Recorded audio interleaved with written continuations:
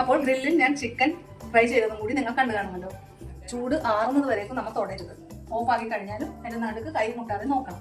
അല്ലെങ്കിൽ കൈ ഫ്രൈ ആയി.